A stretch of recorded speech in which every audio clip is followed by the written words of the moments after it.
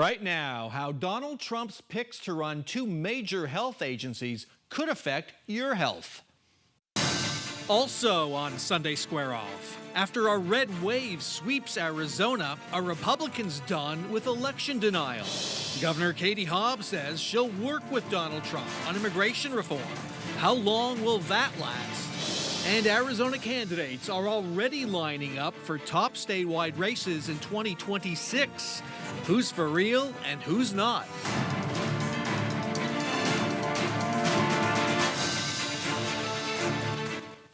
President-elect Donald Trump wants to install Robert F. Kennedy Jr. and Mehmet Oz, TV's Dr. Oz, in government jobs, roles that could have a profound impact on Arizonans' well-being to an extent you might not imagine. If formally nominated by Trump when he takes office, both appointees would require confirmation by the U.S. Senate.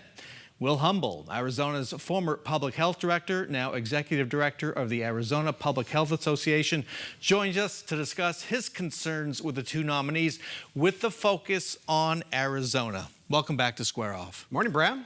So Bobby Kennedy and Dr. Oz would take over two vast bureaucracies.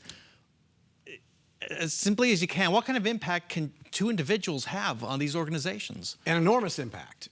You know, some of the things that the agencies within the Department of Health and Human Services would need congressional approval to change, but there's a lot of executive decisions that these gentlemen could make that could have a profound impact on how health care is delivered, what kind of drugs are regulated or not, how accessible vaccines are, a whole host of things that would affect people directly. On their own, they can make that happen. Right. These agencies have rulemaking authority. They can change regulations and rules. That might take about a year, but they can also prioritize different things that could have a real impact. I want to provide a number. Let's start with Dr. Oz, the most recent pick. According to independent health policy researcher KFF, more than half of Arizona residents, 3.9 million adults and children, count on government-supported health insurance through Medicare, Medicaid, or the Affordable Care Act. Right, the marketplace plans. Half. Correct. Well, I think it's higher than half. I don't know what they said. It is higher, but yeah. Half. Dr. Oz would oversee those programs. So, yeah, it would be... First of all, it would be Medicare that he's overseeing. So this is, by the way, this is 22% of the federal budget, just that one agency, CMS. So Medicare, which is the health care delivery for seniors, some people with disabilities, they're responsible for that entire apparatus and regulating and making sure that's working properly. People are getting the care that they need, but also ensuring that it's not getting ripped off. So the fraud prevention is a big part of Medicare. Medicaid, they're in charge of ensuring that the states are operating their Medicaid agencies, in our case, Access, in accordance with federal law. And then they also regulate all those marketplace plans that people pay premiums for under the Affordable Care Act. So what could go wrong? Well, maybe nothing, but maybe lots of things. It depends on what Dr. Oz would want to do. What would he prioritize? What are his interests? And I think we'll find that out during the hearings. My biggest concern about Dr. Oz, really, fundamentally, which is different from RFK, which I think we'll get to in a second, is that he doesn't have any administrative experience. I mean, he was a surgeon, yes, that's true. He's been a doctor, and then he was an entertainer for, I don't know, 10 years, something like that. But he has very limited administrative experience, and he'd be running an agency that spends 22% of our federal tax dollars. Is that really what people want? To have somebody who has that limited experience running such an enormous agency and delivering services as important as healthcare for, as you mentioned, more than half of Arizona. Now, there is Project 2025, which is the Heritage Foundation plan to overhaul these agencies, what they do, and in theory, Donald Trump will be hiring people to take on those tasks. Right. Which in itself could be a huge risk in terms of actual job competence. Right. Well, and that's the question. What's Dr. Oz going to do? Is he going? If I were him, I would try to keep as many deputies in place as I could to keep my mission going, knowing how important the administrative functions are. If they clean house and you start over with new people, I don't know. Let's bring Bobby Kennedy into the conversation. He has spread misinformation about vaccines, called their safety and effectiveness into question. He's done this for years. Here in Arizona, families have been rejecting childhood vaccines in increasing numbers over the last several years to the point where we might not even have herd immunity. No, we don't have herd immunity anymore. For things like measles anymore. Some of the diseases we still do. Measles is so contagious that we no longer have herd immunity. So if cases come in, like what happened in California a few years ago at Disneyland, you can have a cascade of cases which ends up infecting lots of kids. They miss school. There's a lot of implications besides just the really serious nature of measles. So if confirmed, he would also be Dr. Oz's boss.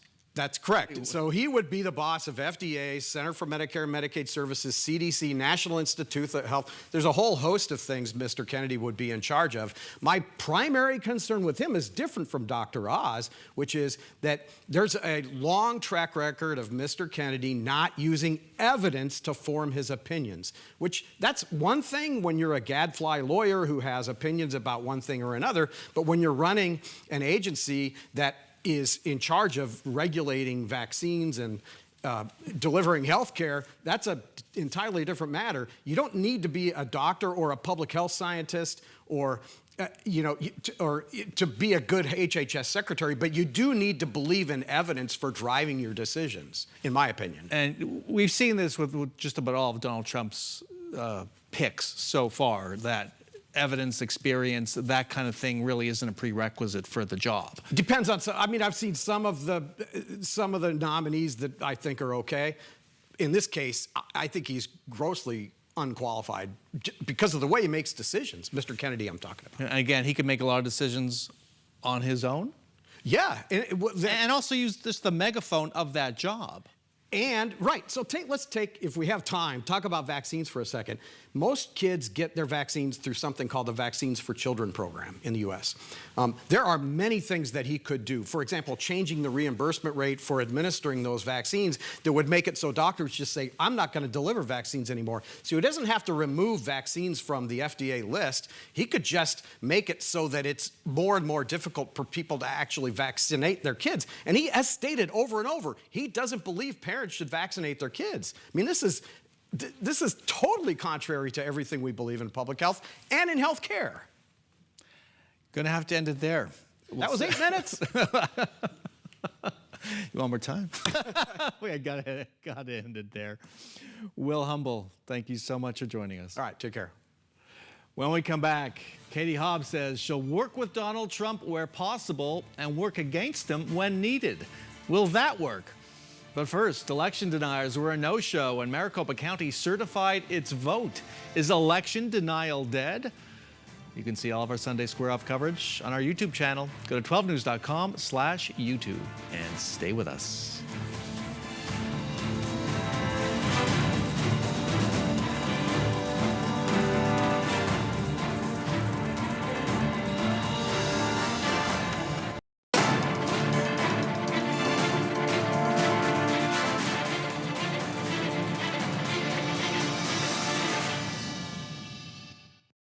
I see a lot of journalists, see a lot of our staff, a lot of the people that even worked in the election, our security team. I see pretty much very few residents here or people that decide to come to this auditorium every Wednesday and bitch and scream at us about not doing our job correctly. And welcome back to Square Off. That was kind of a victory lap for Maricopa County Supervisor Clint Hickman, saying farewell to the haters who've shown up at meetings for a year. He'll be retiring in January. In the face of death threats, unprecedented security measures, and a burning hot national spotlight, this past week the county board and election workers celebrated a historic vote. By the numbers, turnout was 80.3%, second highest since 1980. The number of voters, 2.08 million, was the second highest ever, behind only 2020. And voters take a bow. We filled out the most ballot pages ever, 4.1 million. That shattered the record of 2.9 million in 2006. Bottom line, the list of horribles never happened. My view, covering my 10th election cycle here in Maricopa County, I saw a county elections operation that was well prepared to meet this high-pressure moment. Looking ahead, incoming board chairman Thomas Galvin wants to end drop-offs of early ballots on Election Day to help speed up the count, though they say this count was the fastest ever. The books aren't quite closed on the 2024 vote. The county certification of the election results clears the way now for automatic recounts. They're triggered by victory margins of 0.5% or less. In County Board District 3, Republican Kate Brophy-McGee and Democrat Danny Valenzuela face a recount. Brophy-McGee leads by 164 votes. In House Legislative District 2, Republican State Representative Justin Wilmoth leads newcomer Ari Daniel Bradshaw by 132 votes. And on Monday, Governor Katie Hobbs will certify the statewide elections. When we come back, I'll ask our politics panel whether they think election denial is now dead. Plus, there aren't any TV ads yet, but the 2026 election is on. Stay with us.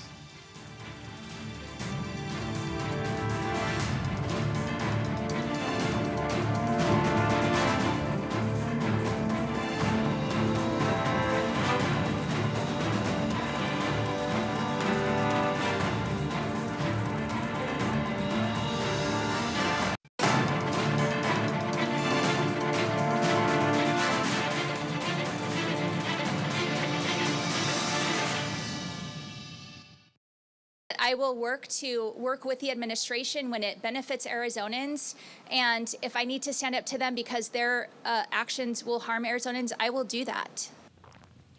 And welcome back to Square Off. That was Governor Katie Hobbs in Nogales telling reporters how she plans to work on border issues with President Donald Trump once he takes office. Trump is focused on mass deportations of undocumented immigrants. So are there any areas where Hobbs and Trump can find common ground? Our politics panel steps in with some answers. Christine Jones, an attorney and former Republican candidate for governor and Congress, and Don Penich, Democratic consultant at Agave Strategies. Welcome back. Good morning. Let's start with a question I posed in the last segment, and that is election denial dead? No protests at the county board, no protests anywhere, no lawsuits. Christine, is election denial dead now that Donald Trump's won? I think the short answer is no. Obviously, when your team wins, you celebrate it. And we did see some calls by the Democrats for recounts after the results. But we've talked about this before. When you have, as a deeply held religious belief, that there is something wrong with the elections, you won't stop. And we now know that Justin Heap is going to start investigating, maybe doing away with election machines, maybe doing away with anything but paper ballots. I think to say election denial is maybe pejorative, but election integrity will continue to be a focus of people. Justin Heap, the incoming Republican county recorder. Is it dead or not? Oh, I don't think you put that genie back in the bottle after this many years of spreading misinformation, stoking fears around it. I think that exactly as Christine said, this will now become a tool that when you like the results, you say, thank goodness this election went well. And when you don't, they will always get to go back to asking questions and making accusations. So I do not think that this moment of calm that we're in is something that we should get too comfortable in. I think we're going to start to see it and hear that drumbeat begin very soon in the build up to 2026. Okay, we'll keep our eyes on that. I want to stay with you, Dawn. Governor Katie Hobbs will certify the statewide election on Monday. Prop 139, the abortion rights initiative that you worked on, will become law. But becoming law doesn't mean it takes effect. What would have to happen next? That's right. So in Arizona, nothing is automatic. So Prop 139 will be an amendment to the Arizona Constitution. And what happens next in terms of abortion regulations and restrictions is a lot of court cases and also a number of bills in the legislature that we may look to modify or change or repeal or add new laws that then Arizona judges, whether they, if they actually make it to the governor's desk, then Arizona judges will chime in and say, this is in keeping with the tenets of Prop 139, or this violates the new backdrop of Prop 139. And so every existing abortion regulation will also go in front of Arizona judges. Nothing will happen, nothing will fall away automatically. And that process of legal challenge is where we will start to see maybe a 15-week ban fall away, maybe a ban on telehealth, whatever reproductive rights groups bring to the courts and say, we don't believe that this is legal any longer, and a judge will determine that. So the right that's enshrined in the Constitution, that will be enshrined in the Constitution to reproductive rights, when would that actually take effect? It'll be a process. It'll be a process over what, the course months? of months. I mean, Arizona currently has more than 40 abortion regulations on the books. It will be years if you really think about groups having to bring every single one of those up for challenge. And so abortion, in other words, will be in the headlines in Arizona for a very long time. You agree, years? It's absolutely years. And one thing that I tried to warn on 139 is it went too far. And while the court challenges are happening and while the abortion rights groups are asking courts whether this is in keeping with the new constitutional amendment, the anti-abortion, pro-life groups are going to be gearing up their own constitutional amendment. So this is not a settled rule. I think probably what we'll see as a practical matter, the 15-week permissive abortion statute will continue to govern here in Arizona for the foreseeable future. All right. And this whole "we have a ban" thing, I think, will fall by the wayside because that was a fake campaign statement from the beginning. 60% of Arizonans disagreed, so let's not forget about that. And we will move on with that. Let's talk about the fix that Katie Hobbs finds herself in now. Likely to run for re-election, Donald Trump in the White House pushing mass deportations, many other policies that Democrats don't like and Arizonans might not like. How should Hobbs be positioning herself right now? Well, I think taking a strong stand is refreshing. We haven't seen her done that a whole lot, particularly as it relates to advocating specifically for things that help Arizonans. So congratulations to her on that. Anytime you can get help from the federal government with anything that has to do with the border, you should say yes. I think the politicizing this has got to slow down a little bit because when we're talking about deporting people, at least the administration's position is going to be deport people who are here by violating a law. If you're breaking the law, there has to be a consequence. And so if Hobbs and the governor's office can get behind that, I think that's positive. What she should not do is set our law enforcement or our National Guard or our border security against the administration's efforts to make it secure and to reform immigration policy because nobody wins in that situation. Is Governor Hobbs taking the right stand here, do you? Yeah, I think she's in exactly the right place for the moment that we're in. You know, as I just referenced in terms of abortion rights, a majority of Arizonans want to see the border security and immigration dealt with. And so she has, she has task forces and actions of her own underway. She has said that she will work on those that will help Arizona. And, she's a Democratic governor up for re-election. She also has to make sure that people understand she's not going to be deporting families, harming families that that Arizonans don't want to see happening. And so this is exactly the position she should be in. And to be clear, we really have no idea how this is going to play out. Absolutely It's unclear whether Donald Trump even knows or... The logistics and practicality, financial reality of mass deportations, I think that this is very much going to show us a gap between words and reality, action. Let's move on. The calendar says 2024. For politicians, it is already 2026.